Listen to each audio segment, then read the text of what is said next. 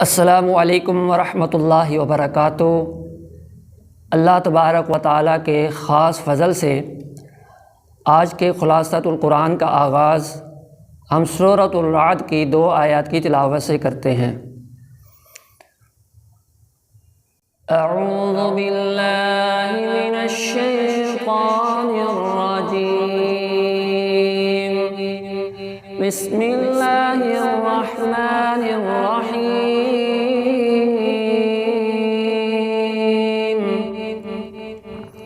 الف لام میم را، تلک آیات الکتاب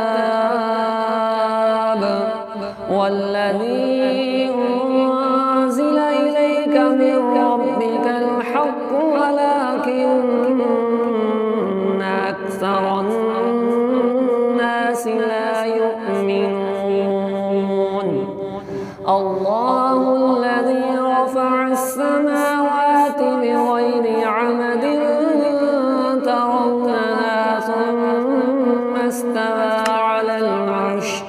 ثم استوى على العرش وسخر الشمس والقمر كل يجري لأجل مسمى يدبر الأمر ويفصل الآيات لعلكم بلقاء ربكم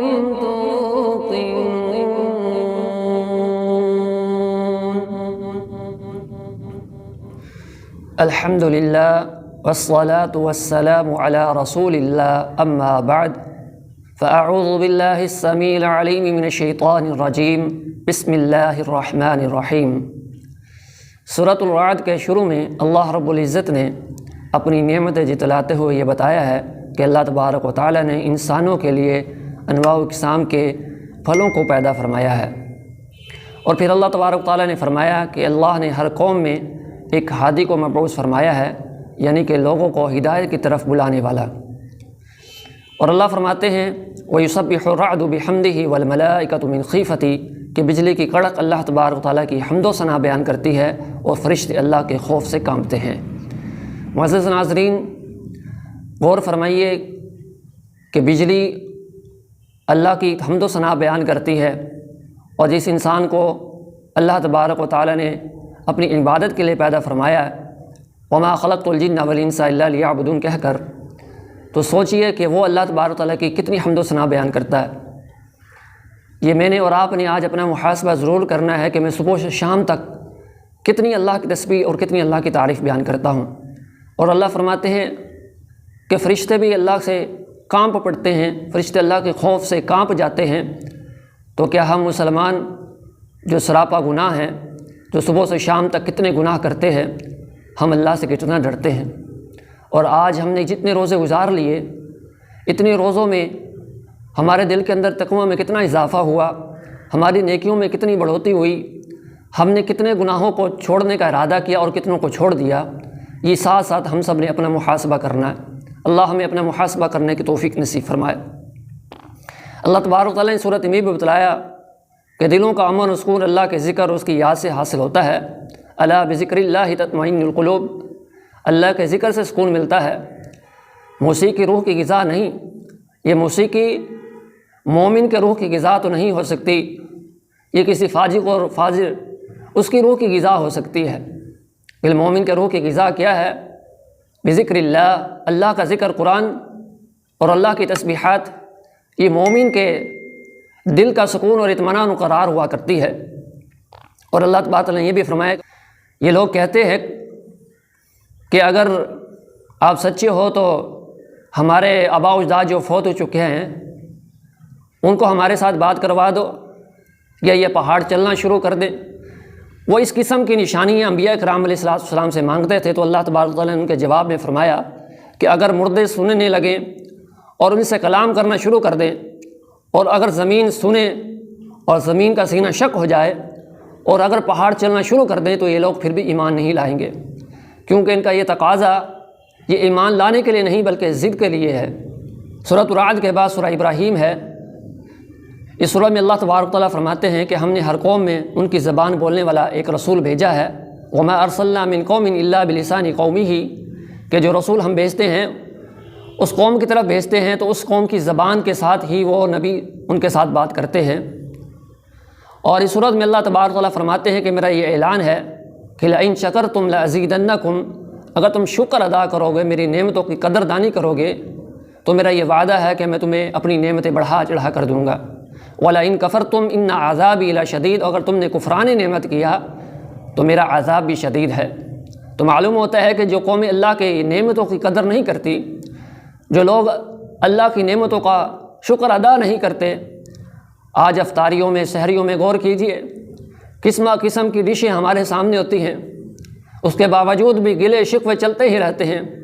کہ آج نمک تیز تھا، آج مرچیں تیز تھی، آج یہ مسئلہ تھا، آج وہ مسئلہ تھا، اللہ نے ہمیں یہ نہیں دیا، اللہ نے ہمیں وہ نہیں دیا۔ تو معزز ساتھیو، اے مسلمانوں کی جماعت، ہمیشہ اللہ کا شکر ادا کیا کرو۔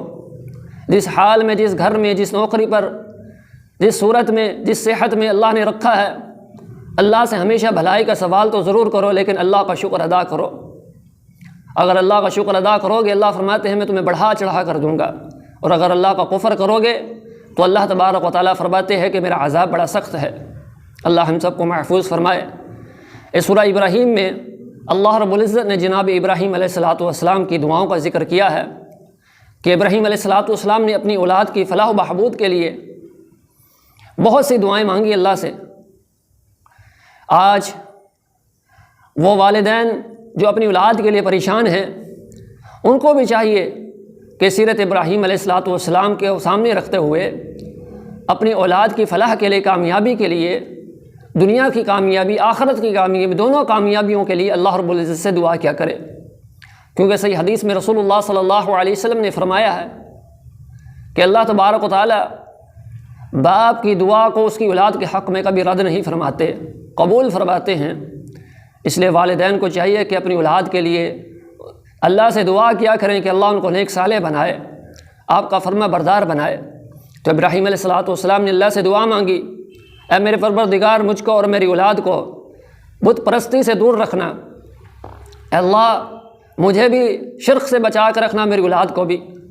تو آج کے والدین کو بھی یہ دعا کرنی چاہیے کہ اللہ ہمیں توحید پر زندہ رکھنا، توحید پر مارنا، اے اللہ ہماری اولادوں کو بھی توحید پر ہی زندہ رکھنا، توحید پر ہی مارنا، شرک سے محفوظ رکھنا۔ انہوں نے بھی سرزمین مکہ کے لیے بھی اللہ تبارک و تعالیٰ سے دعا کی کہ اللہ سرزمین مکہ کو امن و سلامتی نصیب فرما۔ انہوں نے یہ دعا بھی مانگی تھی کہ ربنا انی اسکنت من ذریتی بواد غیر ذی زرع عند بیتک المحرم ربنا لیقیموا الصلاة فاجعل افئدة من الناس تہوی الیہم وارزقہم من الثمرات لعلہم یشکرون، کہ میرے پروردگار، میں نے اپنی اولاد کے کچھ حصے کو، یعنی کہ کچھ اولاد کو میں نے بیابان جنگل میں، بے وادی کے اندر تیرے عزت والے گھر کے پاس آباد کیا ہے تاکہ وہ نماز قائم کریں، تو ان کی طرف لوگوں کے دلوں کو مائل کر دے،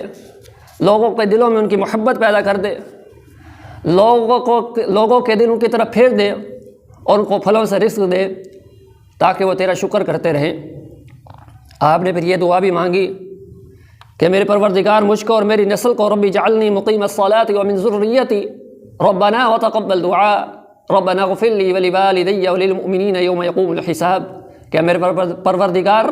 مجھ کو اور میری نسل کو نماز قائم کرنے والا بنا، اور قیامت کے دن مجھے اور میرے والد اور تمام مومنوں کو معاف فرما دینا۔ تو یہ دعا ہمیں کثرت سے کرنی چاہیے۔ اس صورت میں اللہ تبارک و تعالیٰ نے اس امر کا بھی ذکر فرمایا ہے کہ جناب ابراہیم علیہ السلام اللہ تبارک و تعالیٰ کی نعمتوں پر اللہ کا شکر بھی ادا کیا کرتے تھے، اسی لیے اللہ تبارک و تعالیٰ نے ان کو بہت سی نعمتوں سے نوازا۔ وہ کہا کرتے تھے الحمدللہ الذی وہب لی علی الکبر اسماعیل و اسحاق ان ربی لسمیع الدعاء، کہ آپ اللہ کی بارگاہ میں آ کر کہتے تھے کہ ہر قسم کی تعریف اللہ کے لیے ہے جس نے بڑھاپے میں مجھے اسماعیل و اسحاق عطا فرمائے، بے شک میرا رب دعاؤں کو سننے والا ہے۔ حضرت ابراہیم علیہ السلام کی سیرت میں ہمارے لیے یہ درس و سبق موجود ہے کہ ہمیں ہر وقت اللہ تبارک و تعالیٰ سے دعائیں مانگتے رہنا چاہیے، اللہ کی ذات سے کبھی نا امید نہیں ہونا چاہیے، صبر و استقامت کے پہلو کو کبھی چھوڑنا نہیں چاہیے، اور اللہ تبارک و تعالیٰ سے جب بھی سوال کریں تو بھروسے اور یقین کے ساتھ کریں اور اللہ کی تعریف بیان کریں۔ اللہ ہمیں عمل سمجھ کی توفیق نصیب فرمائے۔ اس کے بعد سورہ حجر 14واں پارہ شروع ہو رہا ہے۔ 14 پارے کے شروع میں اللہ رب العزت نے اس بات کا ذکر کیا ہے کہ کافر رسول اللہ صلی اللہ علیہ وسلم کی ذات کو تنقید کا نشانہ بناتے اور کہتے کہ اگر آپ سچے ہیں تو ہمارے لیے فرشتوں کو کیوں نہیں لے کر آتے۔ اللہ تبارک و تعالیٰ نے ان کے اعتراض کا جواب دیتے ہوئے فرمایا کہ فرشتوں کو تو ہم عذاب دینے کے لیے اتارتے ہیں، اور جب فرشتوں کا نزول ہوتا ہے تو ہم پھر قوموں کو مہلت نہیں دیا کرتے۔ جب اللہ کے فرشتے عذاب لے کر نازل ہو جائیں تو پھر ان کو توبہ استغفار اور معافی کی اجازت نہیں ہوا کرتی، مہلت نہیں دی جاتی۔ اور قرآن مجید پر وہ شک اور اعتراض کرنے والے کافر جو تھے ان کو بھی اللہ تبارک و تعالیٰ مخاطب ہو کر فرمایا کہ انا نحن نزلنا الذکر وانا لہ لحافظون، کہ بے شک ہم نے ذکر کو نازل کیا ہے، ہم نے اس قرآن کو نازل کیا ہے اور ہم ہی اس کی حفاظت کرنے والے ہیں۔ تم لوگ اس میں شک کرتے ہو، شبہ کرتے ہو، اس پر اعتراض کرتے ہو۔ اللہ فرماتے ہیں اس کے ہم محافظ ہیں، اور جس کا اللہ محافظ ہو اس کو کوئی زیر نہیں کر سکتا۔ اللہ تعالیٰ نبی کریم صلی اللہ علیہ وسلم کو قرآن اور آپ کی ذات کا استہزاء کرنے والے کے حوالے سے بھی تسلی دیتے ہوئے ارشاد فرماتے ہیں کہ ہم نے آپ سے پہلے بھی سابقہ و اقوام کی طرف رسول بھیجے ہیں، اور جب بھی ان کے پاس کوئی رسول آتا تو وہ اس کا مذاق اڑایا کرتے تھے۔ اس لیے میرے پیغمبر صلی اللہ علیہ وسلم آپ دل شکستہ نہ ہوجیے، آپ تسلی رکھیے۔ ان قوموں کا کام یہ ہے کہ وہ جو لوگ اللہ کی توحید کی دعوت دیتے ہیں، یہ کافر و مشرک قومیں ان کا مذاق اڑایا کرتی ہے۔ سابقہ اقوام کے واقعات بتا کر اللہ رب العزت امت محمدیہ کو جھنجھوڑ رہے ہیں کہ رسولوں نے ان کو ایک اللہ کی طرف بلایا، خالص توحید کی دعوت دی کہ لوگوں اللہ کے سوا نہ کوئی ولادت دینے والا ہے، اللہ کے سوا نہ کوئی شفائیں عطا کرنے والا ہے، اللہ کے سوا نہ کوئی کشتیوں کو پار لگانے والا ہے، اللہ کے سوا نہ کوئی بیڑے پار کرنے والا ہے، اللہ کے سوا نہ کوئی بگڑی بنانے والا ہے۔ لوگوں اللہ کے سوا نہ کوئی حاجت روا ہے، نہ کوئی مشکل کشا ہے، نہ کوئی غبرین ماز ہے، نہ کوئی گنج بخش ہے۔ تو جب لوگوں کو یہ دعوت نبیوں نے دی تو انہوں نے رسولوں کا مذاق اڑایا۔ اور آج بھی جو لوگ خالص توحید کی دعوت دیتے ہیں، لوگ ان کا مذاق اڑاتے ہیں، استہزاء کرتے ہیں، ان پر ہنسی کرتے ہیں کہ دیکھو یہ کیسی مولوی باتیں کر رہے ہیں۔ میرے بھائیو، اگر آپ نے کلمہ پڑھا ہے، اپنے آپ کو مسلمان سمجھتے ہو، تو کبھی بھی دعوت دین دینے والوں کا مذاق نہ اڑایا کرو، ورنہ کل قیامت کے دن سوائے پچھتاوے کو کچھ ہاتھ نہیں آئے گا۔ اور اس بارے میں اللہ تبارک و تعالیٰ نے ستاروں کی تخلیق کے مقاصد بھی بیان فرمائے۔